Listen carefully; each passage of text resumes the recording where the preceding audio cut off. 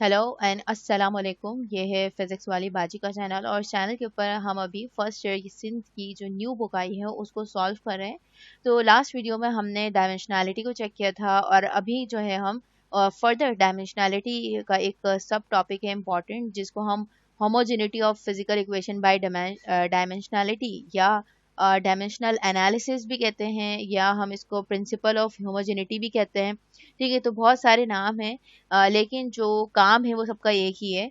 तो बेसिकली आप क्या करते हो फिजिक्स में, जब भी कोई आप इक्वेशन लिखते हो या कोई भी फॉर्मूला है उसको चेक करने के लिए कि या क्या ये इक्वेशन हमने करेक्ट लिखी है, ये फॉर्मूला जो हमने बनाया है क्या ये करेक्ट है, तो उसके लिए हम डायमेंशंस जो होती हैं उन क्वांटिटीज़ की दोनों साइड्स को हम उसको चेक करते हैं। ठीक है, तो अगर दोनों साइड्स की जो टर्म्स हैं उनकी डायमेंशंस जो है वो सेम आ जाती है, मतलब उनकी नेचर बिल्कुल सेम आ जाती है, तो वो जो इक्वेशन है वो हमने सही बनाई है। ठीक है, तो जब भी हम कोई इक्वेशन कोई फॉर्मूला बनाएंगे फिजिक्स के अंदर, तो हम सबसे पहले उसका डायमेंशनल एनालिसिस करेंगे। ठीक है, तो डायमेंशनलिटी और the dimensional analysis is a technique used in physics to check the consistency of the equations and the measurements.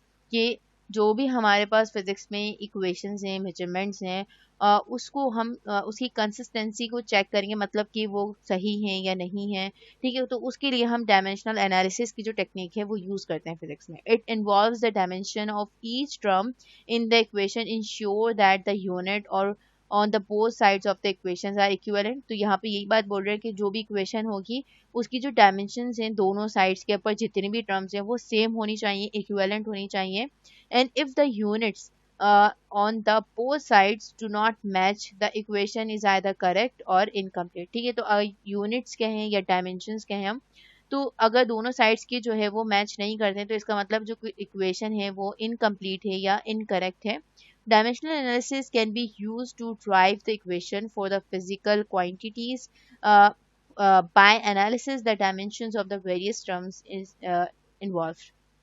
So basically जो डायमेंशनल एनालिसिस होता है उसके अंदर आप कोई भी इक्वेशन है उसको ड्राइव करते हो फिजिकल क्वांटिटीज़ के ज़रिए से, और उसको एनालाइज करते हो आप उसकी डायमेंशंस को, जिसमें बहुत सारी टर्म जो है वो इन्वॉल्व होते हो। यहाँ पे इन्होंने एक एग्जांपल जो है वो डिस्कस की है, तो हमने अगर आपको याद हो थोड़ा, 9 मैट्रिक के अंदर हमने इक्वेशंस ऑफ मोशंस पढ़ी थी। 3 इक्वेशंस ऑफ मोशंस होती थी हमारे पास। वो होती थी V F equals to V I plus A T, this is the first equation of motion. तो अगर आप देखो यहाँ पर ये एक इक्वेशन है, इसके अंदर ये वाली जो साइड है इसको हम कहते हैं लेफ्ट हैंड साइड, और ये जो इक्वेशन है टर्म है इसको हम बोलते हैं साइड है, उसको हम बोलते हैं राइट हैंड साइड। तो ये हमारे पास लेफ्ट हैंड साइड है और ये हमारे पास राइट हैंड साइड है। ठीक है, तो जब भी कोई इक्वेशन लिखी जाती है उसकी राइट और लेफ्ट दोनों की जो टर्म्स हैं, जो डायमेंशंस हैं या यूनिट है वो सेम होनी चाहिए। तो और ये चीज़ अपने ना एक याद रखनी है कि जब भी हम किसी इक्वेशन की बात करेंगे, तो लेट सपोज कोई टर्म है डी। ठीक है, तो D plus D is equal to D, और D minus D is equal to D. ठीक है, ये चीज आपने याद रखनी है, क्योंकि अक्सर ये होता है बच्चे थोड़ा कंफ्यूज हो जाते हैं, कहेंगे भाई डी माइनस डी तो ये तो जीरो हो जाना चाहिए, नहीं वो डी ही आएगा। और D plus D, 2D 3D 4D, लेकिन जो है वो डी ही आएगा। ठीक है, इसका क्या मतलब है इसको अभी हम देखते हैं इस एग्जांपल के थ्रू। सो लेट सपोज कि ये हमारे पास अभी हमने ली फर्स्ट इक्वेशन ऑफ मोशन, इसको हम डायमेंशनली जो है वो चेक करते हैं। ठीक है, तो इसकी डायमेंशन चेक करने के लिए सबसे पहले तो हम क्या करेंगे, स्क्वायर ब्रैकेट में इनक्लोज कर देंगे V F V I plus A, और यहाँ पे क्या आ जाएगा टी आ जाएगा। ठीक है, अब यहाँ पे क्या होगा, जो वेलोसिटी है उसकी डायमेंशन कैसे निकालते हैं हम, पहले हमने इसे प्रीवियस वीडियो में निकाली है। वेलोसिटी जो है वो किसकी इक्वल होती है, डिस्प्लेसमेंट ओवर टाइम। डिस्प्लेसमेंट हो, डिस्टेंस हो, कोई भी हो, सबके लिए हम लेंथ ही यूज करते हैं। तो वेलोसिटी की जो यूनिट डायमेंशन आती है वो होती है एल, और टाइम के लिए क्या होता है टी होता है। तो हम इसको ऐसे लिखते हैं एल टी इनवर्स। ठीक है, तो इसकी पावर यहाँ +1 है, ऊपर जाके -1 हो जाएगी। तो हमारे पास कोई सी भी वेलोसिटी हो, इनिशियल वेलोसिटी हो, फाइनल वेलोसिटी हो, कोई सी भी वेलोसिटी हो, हर एक वेलोसिटी की जो डायमेंशन है वो एल टी इनवर्स होती है। ठीक है, इसी तरह कोई भी एक्सेलरेशन हो, एक्सेलरेशन ड्यू टू ग्रेविटी हो, सेंट्रीपिटल एक्सेलरेशन हो, कोई सी भी हो, उसकी जो डायमेंशन है वो एल टी इनवर्स स्क्वायर ही रहती है। ये हमने ड्राइव की है इससे पहले वाली वीडियो के अंदर। तो मैं यहाँ पे इसकी जगह पे प्लग इन कर दूंगी। तो वी एफ जो है वो बेसिकली क्या है, एल टी इनवर्स है, और यहाँ पर ये वी आई जो है क्या है, ये भी एल टी इनवर्स है, और प्लस यहाँ पे क्या हो जाएगा, ए की जगह पे क्या लिखेंगे हम, एल टी इनवर्स स्क्वायर, और यहाँ पे क्या होगा टी हो जाएगा। ठीक है, टाइम के लिए हम टी यूज करते हैं डायमेंशन। और यहाँ पे क्या होगा, L T inverse as it is आ जाएगा लेफ्ट हैंड साइड के ऊपर। राइट हैंड साइड के ऊपर ये फर्स्ट टर्म जो है वो हमारे पास किसकी डायमेंशन शो कर रही है, वेलोसिटी की। और अगर मैं इसको थोड़ा सिंप्लीफाई करूँ तो बेस सेम है, पावर को ऐड कर देंगे, इसकी पावर कुछ नहीं है तो +1 है। तो अगर कोई टर्म है उसकी पावर नहीं लिखी तो कुछ नहीं होता, तो +1 होता है, ठीक है। तो यहाँ पर हम उसको +1 लेंगे, ठीक है। तो हम अक्सर इसको शो नहीं करते हैं, हम इसको ऐसे लिखते हैं, ठीक है। और इसके अलावा अगर किसी टर्म की पावर 0 हो जाए तो इसका मतलब क्या है, उसकी जगह 1 आ जाएगा। और इसको हम इस तरीके से भी लिख रहे होते हैं, तो हम ये आगे देखेंगे मजीद, ठीक है। तो यहाँ पे ये क्या हो जाएगा, टी इसकी पावर क्या है, +1 है, तो मैं सिंपली इसमें ऐड कर दूंगी, तो ये क्या हो जाएगा, +1 हो जाएगा। तो अब इसको आप जरा देखो, तो ये क्या बन जाएगा, L T inverse is equal to L T inverse and plus L T, और ये क्या होगा, +-1 हो जाएगा ये, ठीक है। अब आप यहाँ पर देखो कि ये हमारे पास क्या है, लेफ्ट हैंड साइड है, और लेफ्ट हैंड साइड के ऊपर जो यहाँ पर ये जो है वो वेलोसिटी की डायमेंशन आ रही है, और इस जो राइट हैंड साइड पे इसमें 2 टर्म्स हैं, और दोनों टर्म्स की जो डायमेंशन है वो वेलोसिटी की ही आ रही है। तो आप देख सकते हो कि हर एक टर्म जो है राइट हैंड साइड पर उसकी डायमेंशन क्या आ रही है, सेम आ रही है। और यहाँ पर ये क्या है, प्लस आप कहोगे भाई दोनों को ऐड कर देंगे 2 आ जाएगा, नहीं, हम बस इसको यहीं तक ही रखेंगे कि यहाँ पर हमने चेक कर लिया कि ये इक्वेशन जो है वो डायमेंशनली जो है वो बिल्कुल करेक्ट है। क्यों, क्योंकि इसमें मौजूद जो हर एक टर्म है दोनों साइड्स के ऊपर, सबकी जो डायमेंशन है वो सेम है। ये हम कहेंगे कि जो नेचर है वो बिल्कुल सेम है। इसको आप इस तरीके से भी देख सकते हो कि लेट्स सपोज कि अगर मेरे पास यहाँ पे कोई, अगर मैं इसको इन टर्म ऑफ नंबर देख लूँ, तो यहाँ पे क्या है, लेट्स सपोज 5 है, ठीक है, और यहाँ पे भी क्या आ रहा है 5, आखिर में इनका यूनिट क्या होगा, 5 मीटर पर सेकेंड, 5 मीटर पर सेकेंड, और यहाँ पे भी क्या होगा, 5 मीटर पर सेकेंड, ठीक है, कुछ इस तरीके से। लेकिन सबकी जो यूनिट्स है, नेचर है, वो सेम ही रहेगी, ठीक है। तो इसी तरीके से हम यहाँ पे फर्दर एक और एग्जांपल देख लेते हैं, जो कि है सेकंड इक्वेशन ऑफ मोशन। वो है s is equal to V I T plus half A T square, ठीक है। तो यहाँ पर अगर आप देखो s जो है वो बेसिकली क्या है, लेंथ है, डिस्टेंस है, वी आई टी।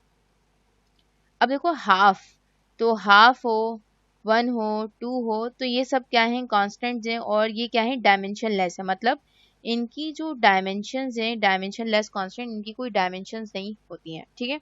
तो यहाँ पे हाफ की कोई डायमेंशन नहीं है, तो यहाँ पे ए आ जाएगा, और यहाँ पे क्या हो जाएगा, टी स्क्वायर आ जाएगा। तो यहाँ पर हम इसको इग्नोर कर देंगे हाफ को, क्योंकि ये डायमेंशन लेस है, ठीक है। तो एस की जो डायमेंशन है वो लेंथ होगी, एस हो, डिस्टेंस हो, डिस्प्लेसमेंट हो, कोई सा भी डिस्टेंस हो, ठीक है, सबके लिए क्या हम करते हैं, एल ही यूज करते हैं। वेलोसिटी की डायमेंशन जैसे हमने देखा एल टी इनवर्स होती है, और यहाँ पे क्या है, टाइम की डायमेंशन क्या है, ये टी है, और इसके ऊपर कुछ नहीं है, तो क्या है, इसका मतलब +1 है, ठीक है। और यहाँ पे एल के लिए, ए के लिए क्या होता है, एल टी इनवर्स स्क्वायर होता है, और यहाँ पे क्या आ जाएगा, टी स्क्वायर है, ठीक है। तो हम, आप चाहो तो स्क्वायर को इस तरीके से लिख लो कि यहाँ पर ये इस तरीके से है, और मैं इसको फिर अंदर ले आऊंगी, तो ये क्या हो जाएगा, टी स्क्वायर, क्योंकि कुछ नहीं होता, +1 है, 2 1 2 हो जाएगा वापस से। थोड़ा सिंप्लीफाई करते हैं, ये हमारे पास क्या है, लेफ्ट हैंड साइड है, बेस सेम है, पावर को ऐड कर दिए, -1, इसकी पावर क्या है, +1 है, यहाँ पे +1 आ जाएगा, और प्लस, और ये क्या हो जाएगा, एल टी इनवर्स स्क्वायर, और यहाँ पे क्या हो जाएगा, प्लस है, तो यहाँ पे क्या आएगा, +2 आ जाएगा। अब आप देखो, +2 -2 कैंसिल, ये इससे कैंसिल आउट हो जाएगा, और यहाँ पे क्या हो जाएगा, एल, और यहाँ पे आएगा एल टी 0, ठीक है। और यहाँ पे क्या आएगा, +LT0। तो अब जब किसी भी टर्म की पावर 0 होती है तो वो 1 के इक्वल होती है, जैसे हमने मैथ्स में देखा x की पावर 0 है तो क्या होता है, 1 के इक्वल होता है। तो इसी तरह हम यहाँ पे भी लिखेंगे, तो ये क्या होगा, l is equal to l, इसकी ये क्या है, 1 के इक्वल है, ये भी क्या है, 1 है, तो जब l 1 से मल्टीप्लाई होगा वापस से l आ जाएगा। इसी तरह जब l 1 से मल्टीप्लाई होगा तो वापस से l आ जाएगा। तो आप देख सकते हो कि यहाँ पर ये इक्वेशन भी क्या आ रही है, डायमेंशनली करेक्ट आ रही है, मतलब कि यहाँ पे जो लेफ्ट हैंड साइड है ये वाली, और राइट हैंड साइड है, उसमें मौजूद हर एक टर्म है, उसकी जो डायमेंशन है वो क्या आ रही है, बिल्कुल सेम आ रही है, ठीक है। तो अब आप जो है वो थर्ड इक्वेशन ऑफ मोशन जो होती है, जो क्या होती है, 2as is equal to V F square minus V I square, आप इसकी भी डायमेंशन चेक कर सकते हो। अब देखो, 2 तो डायमेंशन लेस कांस्टेंट है, a आएगा एक्सेलरेशन, s होगा डिस्टेंस, और यहाँ पे क्या आ जाएगा, वी एफ का स्क्वायर, और यहाँ पे क्या आ जाएगा, वी आई का स्क्वायर, एंड देन ए के लिए हम क्या करते हैं, एल टी इनवर्स स्क्वायर, और एस के लिए हमारे पास आ जाएगा एल इज इक्वल टू, और वी एफ के लिए क्या होगा, एल टी इनवर्स माइनस, और ये क्या होगा, एल टी इनवर्स, ठीक है, और ये क्या है, स्क्वायर है। तो अब इसको थोड़ा सिंप्लीफाई करेंगे, बेस सेम है, पावर को ऐड कर देंगे, तो इसकी पावर +1 है, इसकी पावर +1 है, तो +1 क्या हो जाएगा हमारे पास, ये होगा 2 के इक्वल, और ये क्या होगा, एल टी इनवर्स स्क्वायर आ जाएगा। और यहाँ पे हम इसको ऐसे लिख सकते हैं एल, अब ये स्क्वायर जो है वो दोनों के लिए है, मतलब कि ये स्क्वायर एल के लिए भी है और इसके लिए भी, इसी तरह ये स्क्वायर इसके लिए भी है और इसके लिए भी है। तो यहाँ पे हमारे पास क्या आ जाएगा, square T inverse square minus L square T inverse square, ठीक है। तो यहाँ पे हमारे पास क्या हो जाएगा, एल की ये स्क्वायर हो जाएगा यहाँ पर, और ये क्या होगा, टी इनवर्स स्क्वायर हो जाएगा। और यहाँ पे हम इसको ऐसे लिख सकते हैं L square T inverse square minus L square, और ये क्या होगा, टी इनवर्स स्क्वायर हो जाएगा। अब आप देखो यहाँ पर आप कहोगे ये दोनों तो नेगेटिव नेगेटिव, ये नेगेटिव है तो ये कैंसिल आउट होकर जीरो हो जाएगा। नहीं, हमने ऐसे नहीं करना है बिल्कुल भी, जैसे कि मैंने यहाँ पे बताया था कि डी और डी क्या होगा, इसकी डायमेंशन डी ही आएगी, और डी माइनस डी हो तो उसकी डायमेंशन क्या होगी, डी ही होगी, मतलब कि नेचर। हम यहाँ पे डी जो है वो किसको रिप्रेजेंट कर रहे हैं, डायमेंशन को रिप्रेजेंट कर रहे हैं, किसी भी क्वांटिटी की डायमेंशन। तो जब भी हम माइनस करेंगे तो हमें डी ही मिलेगा, वो जीरो नहीं होगा। देखो बेसिकली यहाँ पे नेचर की बात हो रही है कि कोई भी फिजिकल क्वांटिटी उसकी नेचर। तो यहाँ पर आप देखो कि हमारे पास जो लेफ्ट हैंड साइड और राइट हैंड साइड है उसमें मौजूद जो तमाम टर्म्स हैं, ठीक है, उन सब की जो डायमेंशंस हैं वो सेम आ रही हैं। तो इसका मतलब क्या है, ये इक्वेशन भी डायमेंशनली करेक्ट है। आप इसको इस तरीके से भी देख सकते हो कि लेट सपोज के ये कभी भी ना जीरो नहीं होगा, ठीक है, क्योंकि ये दोनों कभी भी इक्वल नहीं होंगे। और इसके अलावा अगर आप देखो कि अगर लेट सपोज ये हमारे पास 5 मीटर पर सेकेंड स्क्वायर है, ठीक है, और यहाँ पर ये हमारे पास जो है वो लेट सपोज कि ये हमारे पास 2 मीटर पर सेकेंड स्क्वायर है, ठीक है। तो इसको जब माइनस करोगे तो आपके पास वापस क्या आएगा, 3 मीटर स्क्वायर सेकेंड स्क्वायर आ जाएगा, कुछ इस तरीके से। अब देखो इसका जो यूनिट है वो तो साथ आ रहा है ना, तो यूनिट जो है वो, और इससे आप डायमेंशन निकालोगे तो कुछ ना कुछ समथिंग आएगा। तो कभी भी जब भी माइनस आए याद रखना है, ये हमें इसको ऐसे नहीं करना, माइनस माइनस करके जीरो नहीं करना, बल्कि हमने इसको स्टॉप कर देना। और ये चीज़ जहन में रखनी है कि जब हम डायमेंशन की बात करेंगे D plus D is equal to D, D minus D is equal to D, ठीक है। तो जब भी हमारे पास माइनस भी आएगा तब भी हमारे पास जो डायमेंशन है वो डी ही आएगी। तो ये इक्वेशन जो है थर्ड इक्वेशन ऑफ मोशन, ये भी क्या है, डायमेंशनली बिल्कुल करेक्ट है। इस तरह आप जो है वो फर्दर प्रैक्टिस कर सकते हो, डिफरेंट इक्वेशंस को उठाकर चेक कर सकते हो, like F is equal to M A, ठीक है, टॉर्क की है, एफ आर पावर है, एफ वी। तो बहुत सारी इक्वेशंस हैं, आप उनको खुद से जो है वो चेक कर सकते हो। इसके अलावा जब आप चैप्टर 2 स्टडी करोगे तो इसमें आप प्रोजेक्टाइल मोशन पढ़ोगे। तो यहाँ पर मैं एक प्रोजेक्टाइल की एक इक्वेशन लेती हूँ और उसको हम सिंप्लीफाई करते हैं, चेक करते हैं। तो ये वी नॉट स्क्वायर है साइन स्क्वायर थीटा ओवर जी, ठीक है।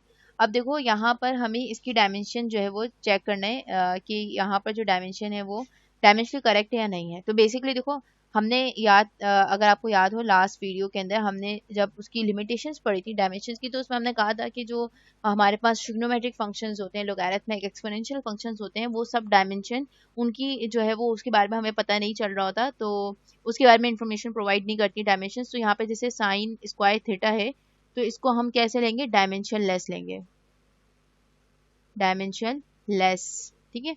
और इसकी जो वैल्यू है यहाँ पे थीटा वेरी करेगा तो डायमेंशन लेस वेरिएबल ही हुआ एक तरह से ये।